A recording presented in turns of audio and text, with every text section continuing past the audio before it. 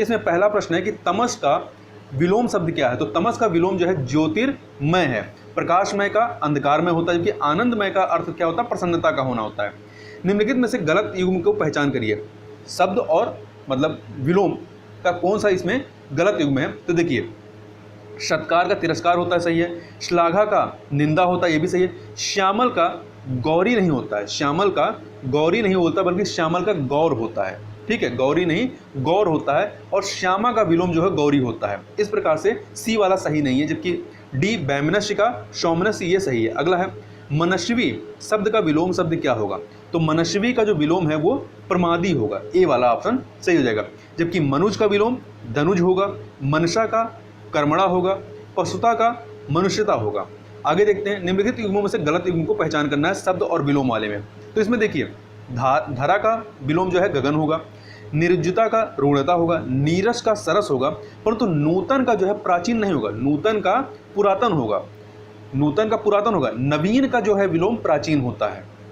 आगे चलते हैं क्वेश्चन नंबर 5 पे। क्वेश्चन नंबर 5 है पौरुष, पौरुषे का सही विलोम शब्द क्या है। तो पौरुषे का जो सही विलोम है वो स्त्रैण है, बी वाला।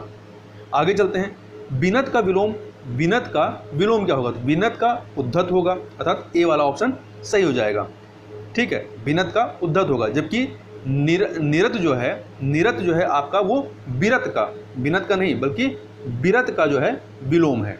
आगे चलते हैं, निम्नलिखित में से सही विलोम शब्द युग्म कौन सा है। तो इसमें देखिए, सही वाला चुनना है। तो पाठ्य का क्या होगा, इसमें कौन सा सही विलोम शब्द युग्म कौन सा है। तो पाठ्य का सुपाठ्य नहीं होता है। नत का औनत होता है, नत का, एक सेकेंड, नत का जो है आपका, इसमें कौन सा युग्म जो है विलोम शब्द का सही है। तो इसमें देखिए, आपका जो बी वाला है नत औनत, ये आपका सही है। आगे चलते हैं, स्वाधीन का विलोम शब्द क्या होगा। स्वाधीन का जो विलोम होगा वो पराधीन होगा। आगे चलते हैं, क्वेश्चन नंबर 9, अधोलिखित विलोम शब्द युग्मों में से कौन सा सही नहीं है। तो कौन सा सही नहीं है, देखिए, प्रसारण का संकुचन होता है, सही है। ओजस्वी का निस्तेज होता है, ये भी सही है। भिज्ञ का सभिज्ञ नहीं होता है, भिज्ञ का क्या होता है, अनभिज्ञ होता है। तो सी वाला आपका सही नहीं है। देहाती का शहरी, ये आपका सही है। आगे चलते हैं, क्वेश्चन नंबर 10, प्रच्छन्न शब्द का विलोम क्या होगा। प्रच्छन्न का जो विलोम होगा वो प्रतिपन्न होगा, सी वाला सही है, ऑप्शन हो जाएगा। 11 नंबर क्वेश्चन देखिए, निम्नलिखित में से किस शब्द की वर्तनी अशुद्ध है। इसमें देखिए, तदंतर सही है, ऐषणा नहीं होता है, ये ए पर ए की मात्रा नहीं रहेगी, ये ऐषणा होगा, ठीक है। तो आपका अशुद्ध है, ये बी वाला जो है ये अशुद्ध है। हत बुद्धि सही है, उन्मीलित ये भी सही है। आगे चलते हैं, निम्नलिखित में से कौन सा शब्द युग्म शब्द जो है शुद्ध नहीं है, कौन सा शब्द शुद्ध नहीं है। तो इसमें आप देखेंगे तो उस श्रृंखल जो सी वाला है ये उच्च श्रृंखल होता है, उच्च श्रृंखल होता है, ठीक है। जबकि अन्य जो हैं वो आपके शब्द शुद्ध हैं, अंतः प्रांतीय, यशोलाभ, निश्चल। निम्नलिखित में से सही वर्तनी वाले शब्द की पहचान करिए इसमें। तो इसमें देखिए 13 का जो डी वाला है पर्यवसान, पर्यवसान जो है ये सही है। जबकि ये दिवा रात्र नहीं होता, दिवा रात्र होता है। पटाक्षेप नहीं होता है, इसमें जो आधा चा है ये नहीं होगा और ये पटाक्षेप क्षत्रिय वाला छा हो जाएगा, ठीक है। वहीं पुनराभिनय नहीं होता है, ये रा पे आ की मात्रा नहीं होगी, पुनर्विनय होगा, ठीक है। जो रा पे आ की मात्रा है वो नहीं रहेगी। क्वेश्चन नंबर 14 देखते हैं, निम्नलिखित में से अशुद्ध वर्तनी वाला शब्द कौन सा है। तो इसमें शिक्षणेतर जो है ये गलत लिखा हुआ है, इसमें जो ता में आधा ता है ये नहीं होगा, ये शिक्षणेतर होगा, ता में जो आधा ता लगा हुआ वो नहीं होगा। जबकि अन्य जो है ज्योत्सना, हिरण्यकशिपु, अंतर तलीय ये सभी सही हैं। आगे चलते हैं, निम्नलिखित में से किस शब्द की वर्तनी शुद्ध नहीं है। तो इसमें देखिए जज्ज्वलायमान सही है, जागृत सही है, राजन सही नहीं क्योंकि राजन में ना में हलंत होगा, ठीक है, जब हलंत लगा देंगे तब सही होगा। प्राणी वृंद ये सही है, तो सी वाला आपका सही नहीं है। निम्नलिखित में से अशुद्ध वाक्य की पहचान कीजिए। तो इसमें देखिए चारों में हरिश्चंद्र के सदृश कोई सत्यवादी नहीं हुआ, तो ये वाला कथन सही नहीं है क्योंकि सदृश जो लिखा है ये इसकी स्पेलिंग गलत है क्योंकि ये आपका सदृश, ठीक है, दा में ये वाला रा और सा होगा, तो सदृश हो जाएगा, तो ये आपका सही नहीं, इसलिए आपका ए ऑप्शन जो है ये अशुद्ध है। वहीं अगला, हमारे बेटे के विवाह के उपलक्ष्य में भोज होगा, सही है। बूढ़ा आदमी लाठी टेक कर चल रहा है, ये भी सही है। विशेषण के 4 उदाहरण दीजिए, ये भी सही है। आगे चलते हैं क्वेश्चन नंबर 17, निम्नलिखित में से कौन सा शुद्ध वाक्य नहीं है? तो जो अशुद्ध है वो हमें ढूंढना है। तो इसमें देखिए, तुम अपना दायित्व निभाओ, सही है। अब स्थायी सरकार की स्थापना होगी, तो यहाँ पे जो स्थायी है ये इसकी स्पेलिंग सही नहीं है, यहाँ पे स्थायी इस प्रकार से होना चाहिए, जबकि मुझे संस्कृत नहीं आती, सही है। हम इस आंदोलन में भाग नहीं लेंगे, ये भी सही है। अगला है, निम्नलिखित में से कौन सा वाक्य शुद्ध है? तो कौन सा वाक्य शुद्ध है ये बताना है। तो इसमें आप देखिए, जो डी वाला है, इस वाक्य की पुनः रचना करके देखो, ये आपका पूरी तरीके से शुद्ध है। जबकि पहला, शिकारी ने जाल में हिरण फंसा लिया, ये सही नहीं है, क्योंकि हिरण नहीं होता है बल्कि हिरन होता है, ना होगा। वो इसी प्रकार से गर्मी से पहले वसंत ऋतु होती है, तो वा ये वाला नहीं, वाह होगा, वसंत ऋतु होती है। चहचहा रहे थे पक्षीगण हर शाख पर, तो पक्षी गण में छ पे बड़ी की मात्रा नहीं बल्कि छोटी की मात्रा होगी, तो पक्षीगण हो जाएगा। तो आगे चलते हैं, निम्नलिखित में से शुद्ध वाक्य की पहचान करिए। तो शुद्ध वाक्य कौन सा है? तो इसमें डी वाला देखिए, आप पढ़िए, सैने सैने उसकी दशा बिगड़ती चली गई, तो ये सही है। जबकि अन्य को देखें, पत्र किसके नाम पर लिखा गया है, तो ये इसका सही क्या होगा? पत्र किसके नाम लिखा गया, यहाँ पे पर जो है ये सही नहीं है। प्रत्येक श्रमिक को 2-2 रुपये मिले, नहीं, प्रत्येक श्रमिक को 2 रुपये, यहाँ पे 2 लिख दीजिए, प्रत्येक श्रमिक को 2 रुपये मिले, ये सही हो जाएगा। वहीं सी वाला देखिए, वहाँ की जलवायु मेरे अनुरूप नहीं थी, अनुरूप नहीं बल्कि मेरे अनुकूल नहीं थी। 20 नंबर क्वेश्चन, निम्नलिखित में से अशुद्ध वाक्य कौन सा है? अशुद्ध वाक्य कौन सा है? वह स्त्री वैधव्यता का जीवन बिता रही है, ये आपका गलत है, क्योंकि जब वैधव्यता लिख दी है तो स्त्री लिखने की जरूरत नहीं, वह वैधव्यता का जीवन बिता रही है, यही आपका सही हो जाएगा। इसलिए ए ऑप्शन आपका सही नहीं है। जबकि अन्य परमात्मा के अनेक नाम है, सही है। 4 विद्यार्थी नकल करते हुए पकड़े गए, ये भी सही है। मेरे वेतन का अधिकांश बच्चों की शिक्षा में ही खर्च हो जाता है, ये सही है। अगला है, निम्न में सुमेलित कौन सा है? तो देखिए, जिस पर किसी आतंक का छाया हो वो आशंकित नहीं बल्कि आतंकित होता है, तो इस प्रकार से ये वाला गलत है। अगला, जो किसी पर अभियोग लगाए, तो जो किसी पर अभियोग लगाता है उसे अभियोगी कहते हैं, जो किसी पर अभियोग लगाए वो अभियोगी होता है। जिसे मारना उचित ना हो वो अवर्ण नहीं होता बल्कि अवध्य होता है। क्या होता है? अवध्य होता है। डी, वह जिसका पति परदेश से लौटा है, आगत पति का, ये आपका सही है। तो सही सुमेलित मतलब सही वाला ढूंढना था, ठीक है।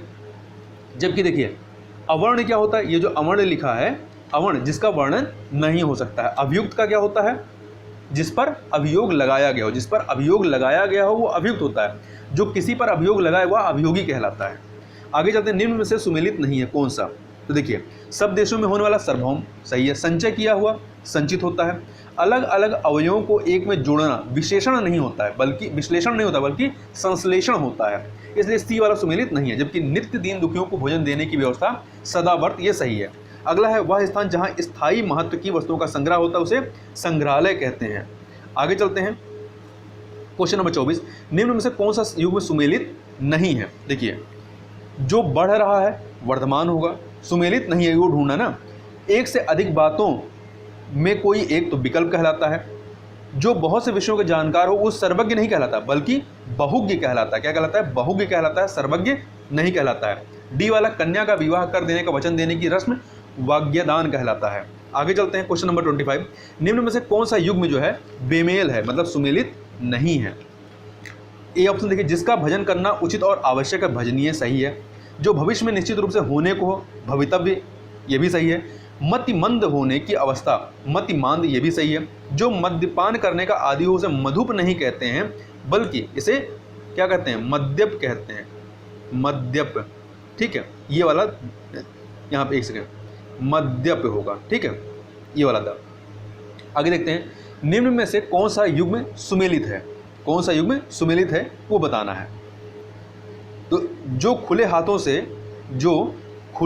से दान करता हो, इसमें हमें गलत वाला ढूंढना है। इसमें जो है कौन सा गलत है? तो जो खुले हाथों से दान करता हो मुक्त हस्त कहलाता है।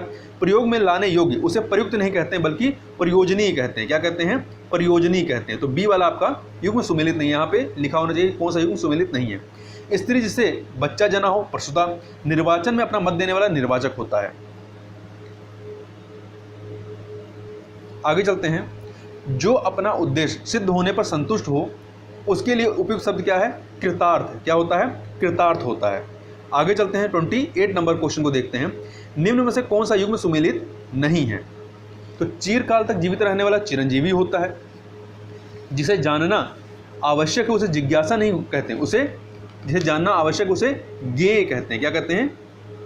ज्ञेय, ज्ञान वाला ज्ञेय और या ज्ञेय कहते हैं। बी ऑप्शन सही हो जाएगा। जो आंखों संबंधित हो चक्षाशु, सही है। अधिक समय तक जीवित रहने की इच्छुक जिजीविषु, ये भी सही है। निम्न में से कौन सा युग्म सुमेलित नहीं है? अपने ही कुल का नाश करने वाला व्यक्ति कुलीन, ये नहीं, जो उच्च कुल का होता है उसे कुलीन कहते हैं, जबकि अपने ही कुल का नाश करने वाले व्यक्ति के लिए कुलांगर कहते हैं। क्या कहते हैं? कुलांगर कहते हैं, कुलांगर। तो इस प्रकार से ए वाला सही नहीं है। जबकि ऊपर की ओर फेंका गया उत्क्षिप्त होता है, आशा से बहुत अधिक आशातीत होता है, अपनी विवाहिता पत्नी से उत्पन्न पुत्र औरस होता है। अगला है, दृष्ट उद्देश्य से की जाने वाली मंत्रणा के लिए उपयुक्त शब्द क्या होता है? यहाँ पे दृष्ट नहीं, दुष्ट उद्देश्य से की जाने वाली मंत्रणा होना चाहिए, ठीक है। ये स्पेलिंग यहाँ पे मिस्टेक है। ये क्या कहलाता है? ये दुर्भिसंधि कहलाता है। आगे चलते हैं, क्वेश्चन नंबर 31 को देखते हैं। निम्नलिखित में से तद्भव शब्द कौन सा है? तद्भव शब्द कौन सा है? तो आंसू जो है ये तद्भव है, जबकि अक्षर, गोस्वामी, यमुना ये सब तत्सम है। तो आंसू का तत्सम क्या होगा? अश्रु होता है। जबकि अक्षर का तद्भव क्या होगा? आखर होता है। गोस्वामी का तद्भव क्या होता है? गोसाई होता है। और यमुना जो है तत्सम है, तो इसका तद्भव क्या होता है? जमुना होता है। निम्नलिखित शब्दों में से तद्भव शब्द कौन सा है? तद्भव हमें खोजना है। तो देखिए, बच्चा जो है, बच्चा तद्भव है, इसका तत्सम क्या होगा? वत्स होगा। क्या होगा? वत्स होगा। जबकि काश, शब्द, रोम ये सभी तत्सम हैं। ये सभी क्या हैं? तत्सम हैं। तो जो आपका काश है, काश तत्सम है, इसका तद्भव क्या होगा? खांसी होगा। रोम तत्सम है, इसका तद्भव रोआ होगा। इसी प्रकार से शब्द क्या है? शब्द का तद्भव क्या होगा? शब्द होगा। शब्द क्या है? तत्सम है, इसका तद्भव शब्द होगा। आगे चलते हैं, निम्नलिखित शब्दों में से नया का तत्सम रूप क्या है? तत्सम इसका क्या होगा? नव्य होगा। आगे चलते हैं, निम्नलिखित में से तत्सम शब्द को पहचानना है। तत्सम शब्द को पहचानना है, तो इसमें जो दर्शन है, सी वाला दर्शन जो है ये आपका तत्सम है। इसका तद्भव क्या होगा? दर्शन हो जाएगा। ऐसे दर्शन, ये तद्भव हो गया। वहीं नाता आपका तद्भव है, इसका नाता का आपका तत्सम क्या होगा? ज्ञाति होगा। दुपट्टा का द्विपट होगा। बीड़ा का बीटक होगा। आगे चलते हैं क्वेश्चन नंबर 35 पे। ये निम्नलिखित में से कौन सुमेलित नहीं है? तत्सम, तद्भव, तत्सम में। तो देखिए, मच्छर तद्भव है, इसका तत्सम क्या होगा? इसका तत्सम आपका मश्क होगा, सही है। भूख का बुभुच्छा, सही है। शत्रु का शुक्ति नहीं होगा, शत्रु का शुक्ति नहीं होगा, बल्कि शक्तु होगा, ठीक है। शाला का शालक, सही है। निम्नलिखित विकल्पों में से पड़ोसी का तत्सम, पड़ोसी तद्भव है, इसका तत्सम क्या होगा? तो इसका तत्सम आपका क्या होगा? प्रतिवेशी होगा। ए वाला ऑप्शन प्रतिवेशी होगा। जबकि पड़ोस का जो तत्सम होगा क्या होगा? प्रतिवेश होगा। निम्नलिखित में से गलत युग्म को पहचानिए। गलत युग्म को पहचानना है। तो करौंदा का तत्सम क्या होगा? कर मर्द होगा। खिचड़ी का कृसर होगा। गढ़ना का ग्रंथन होगा। चमगादड़ का जो है, चमगादड़ का चत्वर नहीं होता, बल्कि चर्म चटक होता है। क्या होता है? चर्म चटक होता है। और चत्वर जो है, चत्वर ये चबूतरा का तत्सम है। चत्वर भी आपका तत्सम शब्द है, परंतु ये किसका है? चबूतरा का तत्सम है। तो डी वाला आपका गलत है। तद्भव से तत्सम बने सही शब्द युग्म को चिन्हित करना है। देखिए, पुरुषार्थ तद्भव है, इसका तत्सम क्या होगा? पुरुषार्थ होगा, ये सही है। भतीजा का भारतज्य नहीं होता है, बल्कि क्या होता है? भ्रातृज्य होगा। इसी प्रकार से खटिया नहीं होता, बल्कि खाट का खटवा होता है। सर्जना आपका सरजोना नहीं होता, बल्कि ये आपका सजाना होता है। सजाना का सज्जापन होता है, तत्सम। आगे चलते हैं, निम्नलिखित शब्दों में से तद्भव शब्द का चयन कीजिए। कौन सा इसमें से तद्भव है? तो इसमें से जो केश है, केश तद्भव है, इसका तत्सम क्या होगा, केश होगा, बड़ा सा, ठीक है, ये वाला श हो जाएगा। जबकि देखिए आशीष, कार्य, अग्नि, ये सब क्या है, तत्सम है। आशीष का तद्भव क्या होगा, आशीष होगा, आशीष छोटा सा रहेगा, आशीष होगा। जबकि कार्य का काज हो जाएगा, अग्नि का आग हो जाएगा। चाक शब्द का तत्सम रूप क्या है, चाक का चक्र है, क्या है, चक्र है। और चकवा जो है, चकवा तद्भव शब्द है जिसका तत्सम रूप क्या होता है, चक्रवाक होता है। अगला 1 मीटर, बहुत दूध, थोड़ा आदि शब्दों में से कौन सा विशेषण है, तो इसमें जो है परिमाणवाचक विशेषण है, परिमाणवाचक विशेषण है। अब परिमाणवाचक विशेषण होता क्या है, जिस विशेषण से संज्ञा के परिमाण का बोध हो उसे परिमाणवाचक विशेषण कहते हैं। जैसे थोड़ा, 1 मीटर, बहुत दूध इत्यादि। इन शब्दों से उन संज्ञाओं के माप तौल का बोध होता है जो वाक्यों में विशेष के रूप में प्रयुक्त होते हैं। जैसे 1 मीटर कपड़े से काम चल जाएगा। आगे चलते हैं, निम्न में से कौन सा एक विशेषण शब्द है, तो देखिए 42 नंबर क्वेश्चन में इसमें जो प्राच्य है, प्राच्य आपका विशेषण है, इसका विशेष क्या है, प्राच्य विशेषण है और इसका विशेष आपका प्राची होगा, क्या होगा, प्राची होगा। जबकि अन्य जो है विशेष हैं, नमक, पतन, प्राची, ये सब प्रकृति, ये सब क्या है, ये सब विशेष हैं। नमक का विशेषण क्या होगा, नमक का नमकीन होगा। पतन का विशेषण क्या होगा, पतित होगा। और प्रकृति का विशेषण क्या होगा, प्राकृतिक होगा। आगे चलते हैं क्वेश्चन नंबर 43 नंबर क्वेश्चन, निम्न में से कौन सा एक विशेषण शब्द नहीं है, कौन सा एक विशेषण शब्द नहीं है, मतलब विशेष है वो। तो देखिए 43 में जागरण जो है, जागरण ये आपका विशेषण नहीं बल्कि विशेष है। जबकि अन्य मार्मिक, मौलिक, दैनिक ये सभी विशेषण है। तो जागरण आपका विशेष है, इसका विशेषण क्या होगा, इसका विशेषण जागृत या जागरूक होगा। आगे चलते हैं, निम्न में से कौन एक विशेष शब्द है, कौन एक विशेष शब्द है, तो देखिए ईश्वर जो है विशेष शब्द है, इसका विशेषण क्या होगा, ईश्वरीय होगा। उपास्य, एक और उपेक्षित ये सब विशेषण हैं। उपास्य उपासना का विशेषण है, एक जो है एकता का विशेषण है, उपेक्षित उपेक्षा का विशेषण है। आगे चलते हैं, निम्न में से कौन सा विशेष और विशेषण युग्म सही नहीं है, तो देखिए भोजन का भोजन विशेष है और इसका विशेषण क्या है, भोज्य है। राज्य, राज का राजकीय होगा। रंग का रंगीन होगा, रंग का रंगीन होगा। परंतु विशेष का विशेष नहीं होता, विशेष का क्या होगा, विशेषण होगा। विशेष का